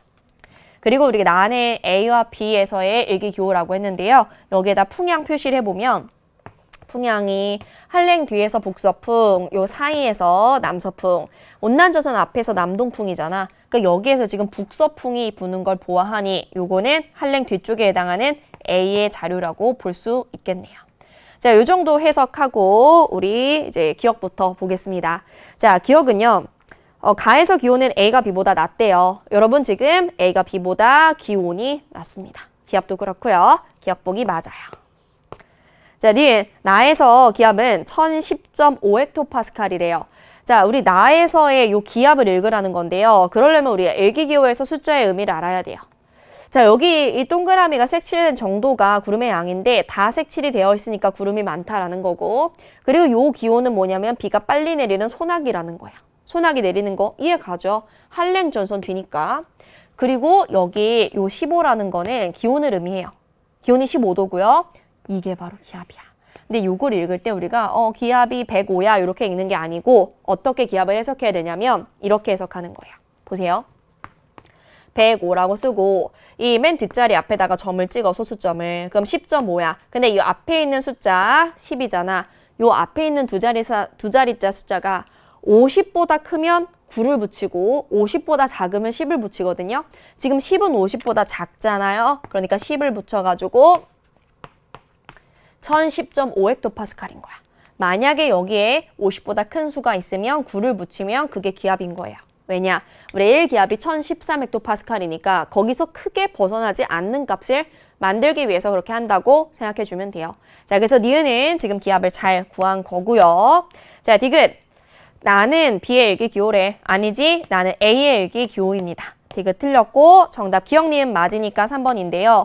우리 여기서 뭐 니은 보기 같은 경우 기압 읽는 방법 요거는 놓칠 수 있는 개념이거든요. 왜냐면 아주 뭐 자주 나오는 보기는 아니거든요. 그러니까 여러분이 일기기호 꼼꼼하게 공부하지 않았으면 놓칠 수 있는 거니까 요것도 기억해 두시고요. 온대저기압 완벽히 이해해서 여기 그릴 수 있어야 됩니다. 자, 이제 넘어갈게요. 넘어가서 이제 다음 페이지로 가면 우리 17번이 보이고요. 17번은 방금 16번이 온대저기압 문제였지. 17번은 열대저기압 문제야. 우리 온대저기압, 열대저기압 이 두 개의 저기압은 지구과학 원에서 너무 중요하잖아. 그래서 요 열대저기압 문제도 중요한 문제입니다. 자, 지금요, 우리 가를 보니까 우리나라를 어떤 태풍이 통과하고 있습니다. 그리고 여기에서 소멸했다라고 합니다. 됐고요. 자, 그리고 나를 보니까 나는요, 깊이에 따른 수온과 염분의 변화인데요. 하나는 태풍이 통과하기 전이고 하나는 태풍이 통과한 후다라고 했어요. 그러면 우리가 요 기억과 니은 중에 누가 태풍 통과 전이고 후인지부터 짝지어야 되는데 그러려면 태풍이 통과하고 나서 바다에는, 그러니까 바닷물에는 어떤 변화가 있는지를 생각해 봐야 되거든요. 보세요. 여러분 일단 태풍은 우리 태풍 경험해 봤잖아. 바람이 아주 세게 부는 거야. 그쵸? 태풍은 바람이 강하게 불어요. 바람이 강하게 불면 바람에 의해서 표층의 수가 더 깊은 깊이까지 섞일 겁니다. 근데 그렇게 해서 만들어지는 게 바로 혼합층이죠. 근데 태풍에 의해서 바람이 세게 불면 혼합층이 더 깊은 곳까지 만들어지는 겁니다. 즉 다시 말해서 혼합층의 두께가 두껍게 발달되는 거예요. 아, 바람에 의해서 태풍이 지나고 나면 혼합층의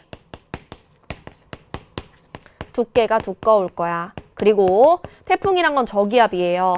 저기압이 지금 우리 북반구에서는 시계 반대 방향으로 바람이 불겠죠. 그러면 그 바람의 오른쪽 90도 방향으로 에크만 수송이 생길 수 있겠죠.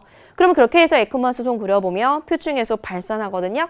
그에 따라 우리 태풍이 지나가면 용승이 일어날 수 있고요. 용승에 의해서 일시적으로 수온이 떨어질 수도 있겠죠. 그러면 여러분 우리 비교해 봅시다. 0m, 제일 얕은 곳에서 수온이 지금 니은이 더 낮아요. 그리고 니은을 보니까 우리가 얕은 곳에서 수온이 일정한 층이 혼합층이잖아요. 보면 수온이 0부터 100까지 일정해. 그럼 여기까지가 혼합층인 거야. 근데 얘는 요만큼 일정하니까 혼합층이 요거밖에 안 되는 거야. 그럼 혼합층의 두께는 니은이 더 두껍다라는 거죠. 그래서 우리가 니은이 태풍 통과한 후고요. 기억이 태풍 통과하기 전이라고 짝지어 줄 수 있는 거예요. 됐죠? 자, 그럼 해석을 한 거고 우리 기억부터 볼게요. 자, 기억. 태풍이 통과한 후에 관측 자료는 기억이래요. 태풍이 통과한 후는 니은이죠. 그래서 기억 보기는 틀렸습니다. 자, 니은. 우리나라를 통과하는 동안 태풍의 세력은 강해졌을 거래요. 태풍의 세력 변화, 이것도 자주 나오는 보기입니다. 자, 우리 태풍이란 건 열대 저기압이죠. 열대 저기압인 태풍 아니면 온대 저기압 모두 마찬가지로 저기압이기 때문에 저기압의 성질이 강할수록 즉 기압이 낮을수록 세력이 강한 거거든요. 그래서 우리가 세력을 묻는다면 기압 숫자를 보면 되는 거거든요.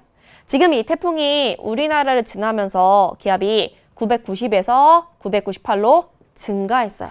기압이 커졌다는 거는 저기압인데 기압이 커지면 오히려 약해지는 거거든. 세력이 약해졌다라는 거예요. 자, 그래서 우리 니은 보기는 틀렸습니다. 강해진 거 아니에요. 자, 마지막 티귿. 0에서 100m 구간에서 해수의 밀도 변화는 기억보다 니은이 더 작다라고 했어요. 자, 우리 지금 요 나가 수온 염분도잖아요. 수온 염분도에서 세로축은 수온이고 가로축은 염분이고요. 지금 등 밀도선이 이런 식으로 분포하는데 오른쪽 아래로 갈수록 밀도가 커진다라는 거 알고 있죠. 그런데 기억 같은 경우는 0에서 100m까지 지금 여기에 밀도 보면 등 밀도선이 거의 뭐 한 칸 정도의 변화폭을 가지고 있어요. 그런데 우리가 니은을 보면 니은은 0m에서 밀도, 100m에서 밀도, 요 밀도의 변화폭이요. 한 칸보다는 한참 부족해요. 그럼 0과 100m에서 밀도의 차이는요. 기억이 더 크게 나는 거죠. 니은이 더 작게 나는 거죠. 그럼 디귿 보기는 기억보다 니은이 작다라고 했으니까 맞는 보기가 되겠네. 자, 그래서 우리 디귿 보기가 맞습니다. 자, 그럼 정답은 디귿만 맞으니까 정답 우리 2번이라고 골라주면 되겠죠. 되셨죠? 자, 이렇게 우리가 온대저기압, 열대저기압 두 문제 모두 해결했고요. 자, 이제 18번 문제도 보겠습니다. 자, 18번. 어떤 재난영화에 관한 얘기인데요. 봅시다. 재난영화에 대한 설명이 있고요. 그것과 관련된 그림을 나타냈다라고 했거든요. 일단 그림부터 보면 여러분 여기 요 바다는 대서양입니다. 대서양이고 여기 그린란드가 있습니다. 여러분 우리가 그린란드 주변은 대표적인 침강의 장소예요. 여긴 뭐가 일어난다고? 여긴 대표적으로 침강이 일어나는 장소야. 그래서 여기서 침강이 일어나가지고 지금 북대서양 심층수가 만들어진 거 우리 보이죠? 되셨죠? 자, 그리고 이제 박스 안에 글을 읽어볼 건데 이 영화는 지구온난화로 인해 극지방의 빙하가 녹게 되면 지구온난화로 인해 지구의 기온이 높아지니까 빙하 녹을 수 있죠. 그러면 심층수가 만들어지는 시스템이 제대로 작동하지 못해 이로 인해 저위도 지방의 열을 고위도로 운반하는 양이 줄어들어. 여기까지 선생님 좀 단계 볼게요. 단계. 여기다가 써보겠습니다. 동그라미 기억은 빙하가 녹았대요. 동그라미 기억, 빙하가 녹았어. 빙하가 녹으면 빙하 녹은 물이 바다로 유입이 되겠죠. 근데 여러분 빙하가 녹은 물은 맹물이거든요. 짠물이 아닙니다. 염류가 없어요. 그럼 짜지 않은 그 맹물이 바다에 유입이 되면 바닷물의 염분은 어떻게 될까요? 낮아지겠죠. 물이 더 유입이 되니까 빙하가 녹으면 염분이 낮아져요. 염분이 낮아지면요. 지금 극지방이라고 했잖아요. 극지방은 원래 표층수의 밀도가 높아가지고 침강하는 장소인데 염분이 낮아지면 해수의 밀도 어떻게 돼? 낮아져. 해수의 밀도가 작아지면 여기서 침강이 잘 일어나 못 일어나? 침강이 잘 일어나지 못하겠죠. 침강이 약화됩니다. 그럼 여러분 침강이 약화되면 침강으로 인해 만들어지는 심층수는 어떻게 되는 거예요? 약해지겠죠. 그 여기에서 심층순환 약해지고요. 심층순환과 표층순환은 연결이 되어 있으니까 심층순환뿐만 아니라 표층순환도 약해지는 거예요. 그러면 저위도 지방의 열을 고위도로 운반을 잘 못하겠죠. 왜냐하면 우리 심층, 표층, 순환의 역할이 저위도에서 고위도로 에너지를 수송하는 거니까. 됐어요? 그러면서 에너지 수송이 잘 일어나지 않아서 결과적으로 이런 이상기후가 나타난다라는 게 이 박스 안의 내용이에요.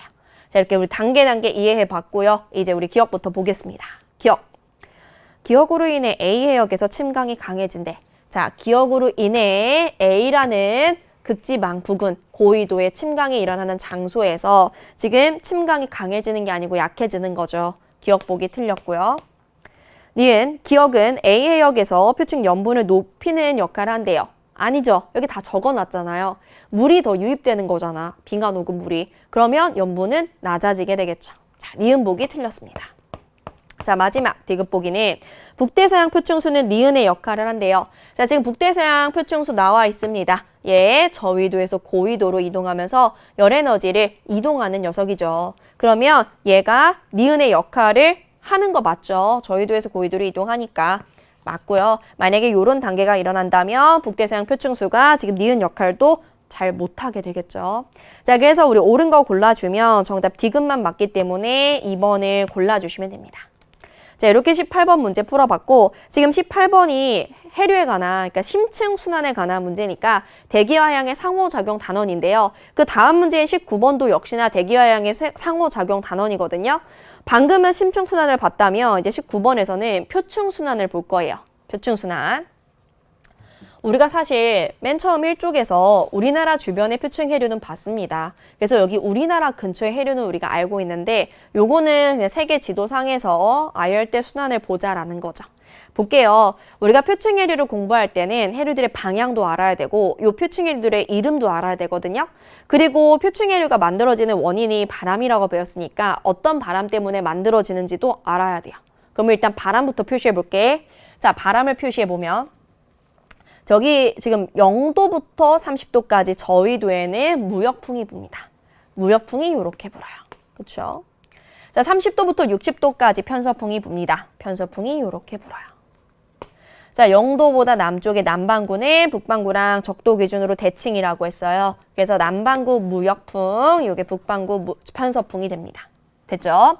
자, 그거에 의해서 지금 C라는 해류, D라는 해류가 무역풍으로 만들어진 거죠. 얘는 모두 다 동에서 서로 흐르는 방향이 같은 해류고요. 우리가 C를 북적도 해류, D를 남적도 해류라고 해요. 자, 그리고 이제 북태평양 볼게요. 자, 북적도 해류가 흐르다가 쿵 대륙과 부딪혀서 경계류 생깁니다. 요 경계류가 지금 우리나라 근처잖아요. 이 친구가 바로 쿠로시오 해류거든요. 자, 얘 쿠로시오 해류. 쿠로시오까지만 적을게요. 쿠로시오 해류. 서한 경계류죠. 자, 그리고 이제 편서풍에 의해 만들어지는 서에서 동방향의 해류인 B가 뭐예요? 얘가 바로 북태평양 해류가 되겠죠. 얘가 북태평양 해류. 자, 그 다음에 이제 남태평양 볼게요. 자, 남태평양에서 남적도 해류 쿵 흐르다가 여기 만들어지는 거 우리가 오스트레일리아의 동쪽이다라는 의미로 동오스트레일리아 해류라고 하고요. 그리고 이가 바로 얘가 남극순환 해류죠. 남극순환 해류. 그래서 요거 헷갈려하는 친구들 있다. 얘가 이름이 남극순환 해류니까 혹시 극동풍 때문에 만들어졌나라고 오해할 수가 있는데 그거 아니고 방향 보아하니 편서풍에 의해 만들어진 해류예요. 그리고 F가 이제 페루 해류라고 볼 수 있겠죠. 자, 이렇게 해류 이름을 다 적어주고 우리 기억부터 볼 거예요. 자, 기억 보시면요. A와 F에 흐르는 해류는 한류다라고 했어요. A와 F. 자, A와 F에 흐르는 해류는 이제 남북 방향의 해류이기 때문에 위도가 변화해요. 해류가 흐르는 그 방향에 따라서. 그래서 난류, 한류를 정의할 수 있습니다. 근데 우리가 난류라는 거는 저위도에서 고위도 방향으로 흐르는 걸 난류라고 하는 거고요. 그리고 고위도에서 저위도 방향으로 흐르는 거를 한류라고 하는 거거든요. 그럼 보세요. A는 난류고요. F는 한류예요. 그래서 A와 F를 모두 한류라고 할 수는 없어요. A가 아니니까 기억보기 틀렸어요. 자, 그 다음에 니은. C와 D에 흐르는 표층해류의 방향은 같대요. 우리 C와 D에서는 무역풍에 의해 만들어진 적도해류가 흐르잖아요. 모두 동에서 서로 방향 같습니다. 니은 보기 맞고요. 자, 디귿. B와 E에 흐르는 해류는 편서풍의 영향을 받는데요. 자, 지금 B와 E에 흐르는 해류는 편서풍의 영향 받는 거 맞는 거죠? 자, 그래서 우리 디귿 보기도 맞더라. 자, 그럼 정답 니은과 디귿이 맞으니까 정답 우리 4번을 골라주시면 되는 거죠. 자, 이렇게 19번이었고요. 이제 대망의 마지막 문제인 20번 문제 보겠습니다. 자, 20번은요. 이거 고지자기 관련된 문제예요. 우리가 이제 좀 앞부분, 앞단원에서 고난도 문제가 나올 만한 게 이 고지자기 문제고 여러분이 많이 어려워하는 내용인데 다행인지 여기서는 그렇게 어렵게 나오진 않았어요. 쉽게 나왔습니다. 풀어볼게요. 자, 그림은 정자긋기일 때 고지자기 복각과 위도의 관계래요. 자, 우리 복각은 위도랑 관계가 있죠. 대체적으로 남반구에서는 고지자기 복각이 마이너스예요. 그러니까 자기력선이 땅에서 이렇게 하늘 위로 솟아오르는 방향일 때 우리 마이너스를 표시하고요. 그리고 대체로 이제 북반구 일대에 고지자기 복각이 플러스인 거 우리 확인할 수 있죠. 자, 그리고 지금 여기 있는 표는 뭐냐면 어느 지계의 정자긋기에 만들어진 화성암에서 측정한 절대 연령과 고지자기 복각이라고 합니다. 일단 우리 모두 정자긋기 일대, 정자긋기에라고 통일했으니까 마음 편하게 생각해 줘도 되고요. 여기에서 연령에 따른 복각을 보고 이 복각일 때 위도를 한번 여기 그래프에 점을 찍어 볼게요. 자, 그러면 과거부터 제일 과거인 7,100만 년 전에는 복각이 마이너스 49도였대. 복각이 마이너스 49도면 마이너스 40? 마이너스 80? 이게 마이너스 60 정도니까 우리 마이너스 49면 거의 50이니까 대략 한 요 정도의 위도를 갖겠네요. 남반구입니다. 남위 한 30도 정도에 위치했네요. 자, 5,500만 년 전에는 복각이 마이너스 21도예요. 마이너스 21도니까 대략 한 여기에 위치하게 되겠죠. 아직은 남반구야. 자, 그 다음에 3,800만 년 전에는 복각이 플러스 6도거든요. 플러스 6도니까 거의 뭐 적도 쪽에 있다고 보면 되겠네요. 자, 그 다음에 1,000만 년 전에는 복각이 플러스 30도예요. 플러스 30도면 요 정도. 북반구로 올라온 거죠. 그리고 현재는 플러스 36도면에 요 정도. 좀 더 고위도로 올라왔어요. 현재도 역시 북반구인 거 볼 수 있고요. 그러니까 여기서 대륙이 위도가 이렇게 변한 거예요. 그러면 이 지게가 이동한 거를 선생님 지구상에 좀 간단하게 그려보면 이렇게 되는 거거든요. 자, 이렇게 지구가 있어요. 좀 찌그러졌지만 이해해 주세요. 자, 이렇게 적도가 있어요. 이렇게 적도가 있을 때 이거 원래는 남반구에 있었는데 이렇게 남반구에 있었는데 점점 올라와서 적도를 거쳐가지고 이렇게 북반구까지 올라왔다라는 거예요. 이렇게 지게가 이동했다라는 거죠. 그래서 우리가 고지자기 복각을 해석해가지고 위도의 변화를 알아낸 겁니다. 자, 이제 우리 기억부터 볼게요. 자, 기억은요. 5,500만 년 전에는 남반구에 위치해 있었대요. 자, 5,500만 년 전에 이때죠. 아직은 우리 영도보다 아래쪽이 남반구에 위치해 있었습니다. 그래서 기억 보기 맞고요. 자, 그 다음에 니은 1,000만 년 전일 때가 3,800만 년 전일 때보다 위도가 높대요. 여러분 보세요. 지금 1,000만 년 전일 때가 요거거든요. 그리고 3,800만 년 전일 때가 요거거든요. 둘 다 북반구지만 지금 3,800만 년 전에는 거의 적도에 가깝기 때문에 1,000만 년 전이 좀 더 위도 높다고 볼 수 있는 거죠. 자, 그래서 우리 니은 보기도 맞는 보기입니다. 자, 마지막 디귿. 현재 위치와 지리산 북극의 거리를 경도선을 따라 측정하면 2,000km보다 가깝다라고 했어요. 자, 현재 위치와 지리산 북극 사이의 거리를 측정을 해보래. 경도선을 따라서. 자, 현재는 위도가 북위 20도 정도잖아요. 얘는 지금 위도가 20도라고. 그런데 지리산 북극은 위도가 90도잖아. 그럼 우리가 지금 경도선을 따라 재라고 했으니까 요 정도의 거리를 구하고 싶은 거야. 근데 문제에서 이렇게 조건을 주어졌죠. 단, 지리산 북극의 위치는 변하지 않았고 그리고 경도선을 따라 측정한 위도 1도의 거리가 100km다라고 했어요. 위도 1도 차이가 100km니까 지금 위도가 몇 도 차이예요? 70도 차이죠. 그럼 70 곱하기 100을 하니까 7,000km의 거리 차이가 나는 거예요. 7,000km. 디귿에는 아니지. 터무니없는 거죠. 2,000km보다 가깝다라고 했으니까 우리 디귿 보기는 틀린 겁니다. 자, 그래서 디귿 보기 틀리고 정답 기억, 니은 맞으니까 3번을 골라주시면 돼요.